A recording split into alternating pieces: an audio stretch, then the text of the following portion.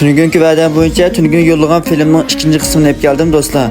Yani Wednesday'ın ailedeki en təfsili qilish usulü. Qilish usulü nəhayət addi bulub, birlik etim gözünüz çıqım ügünələyisiz, zümsü gülüş başlaydı ketdik. Aval tayyor qilganimiz men mushunday o'lchamlik holda qo'y go'shti yoki kal go'shti Wednesday yaqilamiz.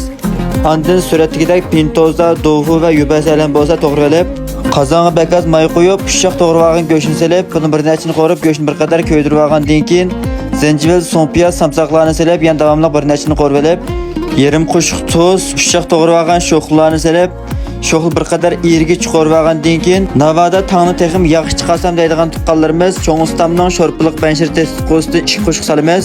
Cho'ng ustamning cho'ngligi bor, oilada sho'rpiliq tomoqlarni qilsam ta'min yaxshi chiqarmayman degan do'stlarimiz mush test qilishinglar bo'ladi. Gapimiz qaytib kelsak, qozon muvofiq miqdorda may qo'yib, benzin solib 5 minut atrofida qaynatib olib, qarmor, oqmor, pintoza va dufularni solib, buni yana 2 minut qaynatiblar, yubaysa yoki palaklarni solib, bir nechini aralashtiriblar, tuz ta'min taqshab taqsiz qilib iste'mol qilsak bo'ladi.